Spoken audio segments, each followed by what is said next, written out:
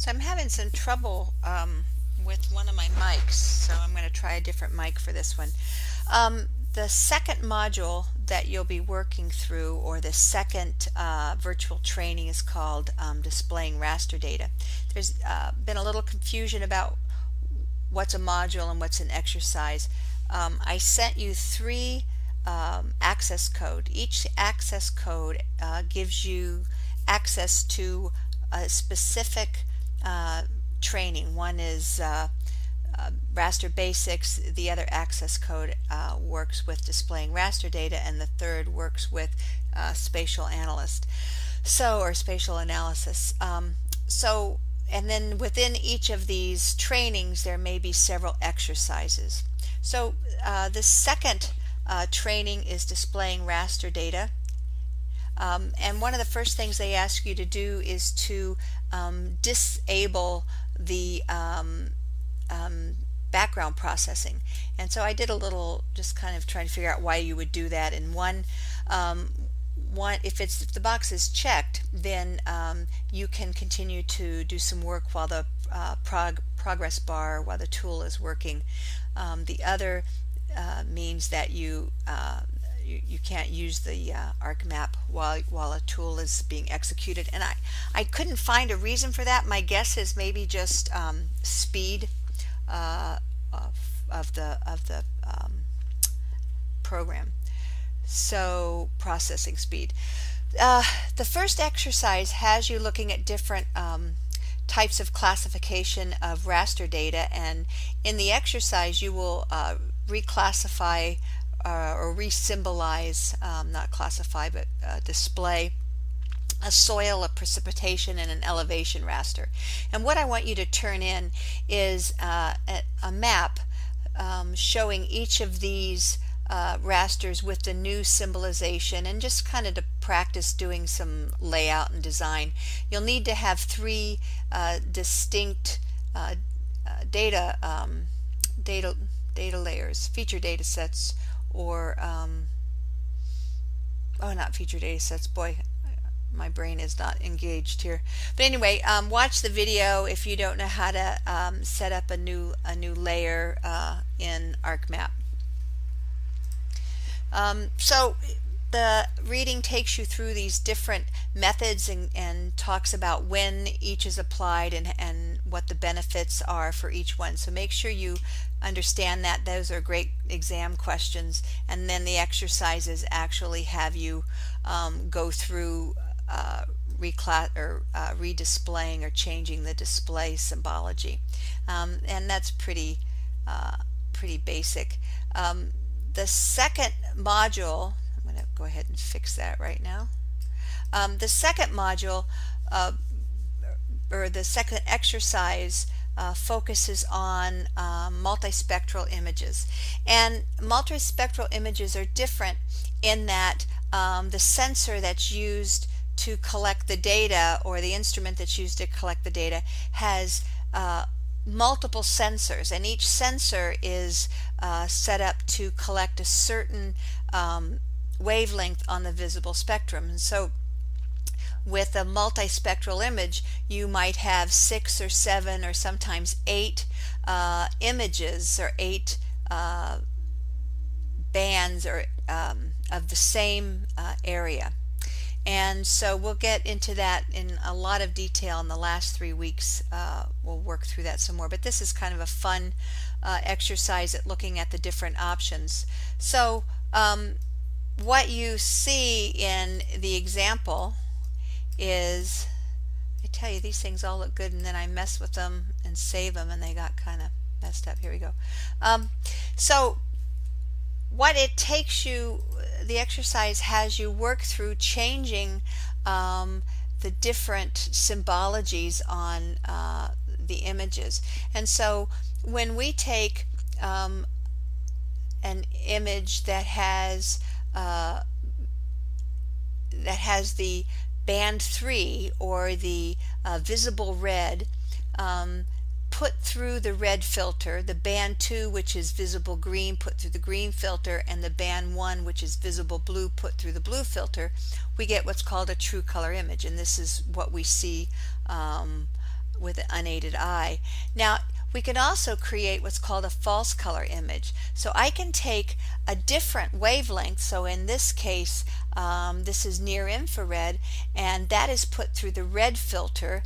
The red wavelength is put through the green filter, and the green wavelength is put through the blue filter, and this creates a different image focus. And in this case, near infrared is very high in healthy vegetation, and so this is a way that I can have healthy vegetation to pop out in a much brighter coloration. And you can just see between these two images that the blue or the cyan color represents either bare ground or the built landscape, and you can really begin to differentiate using these different color combinations.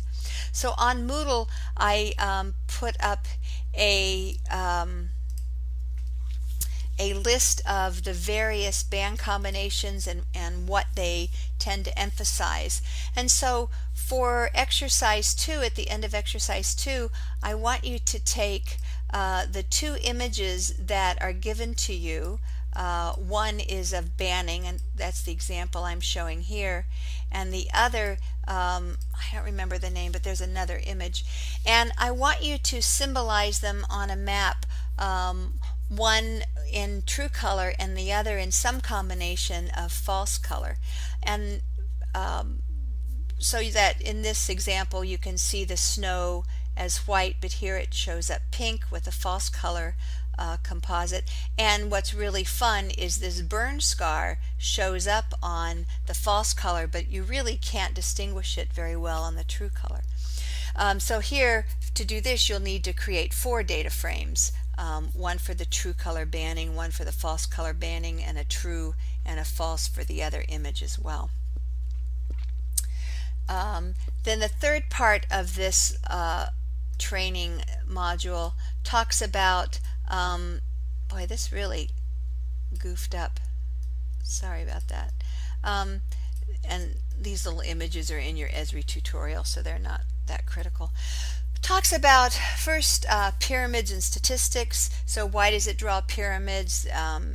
That's to enable faster redrawing, and basically what it does is resample your image at various resolutions, and so that as you zoom in, the redrawing happens much quicker.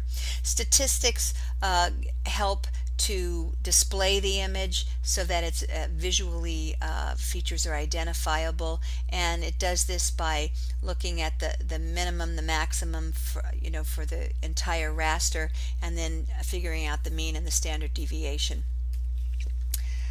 And then the book goes into some or the reading goes into image enhancement. And when you're thinking about image enhancement, you're really working with the visual quality of the image for interpretation by the human eye. If you're going to look at the digital analysis, you would use that with unenhanced images. And then it goes through resampling. Whoops, I jumped here. And one main reason to resample is if you shift cells and you want to align them, or you need to change the resolution. Say you want to match up with a 4 meter by 4 meter grid and you have a 2 meter by 2 meter grid, so you would want to resize that. The default for ArcMap is nearest neighbor, but that's not always the best choice. Nearest neighbor is much more appropriate for categorical data. So the nearest neighbor assessment really looks for the center of the new cell. If it lays the new cell over the old, lays the new raster over the old raster, in the center of that raster, it's going to try to find the nearest dot, and that will be the value for that entire cell. It doesn't do any averaging or interpolation, because typically with categorical data you're talking about a whole value. Bilinear interpolation, so I've got my new grid laying over my old grid, and I'm going to resample that, And so in the center of the new grid, we go out and look for 4 points spaced around that grid, and gives us an average. And that's appropriate for rasters that are continuous surface, precipitation, elevation, slope, those kinds of things, and gives you a much smoother look. A third method is called cubic convolution, and this looks at 16 cells instead of just the 4 in the bilinear interpolation. And this apparently gives you very clear, sharp edges between data. Also good for continuous rasters. And then the fourth type is majority, and it's mentioned in the activity, but I couldn't find much documentation about that on the Esri website. So to end up, just kind of a summary of when you would use them. Nearest neighbor gives a nice blocky output. Bilinear interpolation produces a smoother result, and majority the smoothest of all. So for exercise 3, what I want you to do is to create some kind of map that shows variations either in enhancing or in resampling techniques.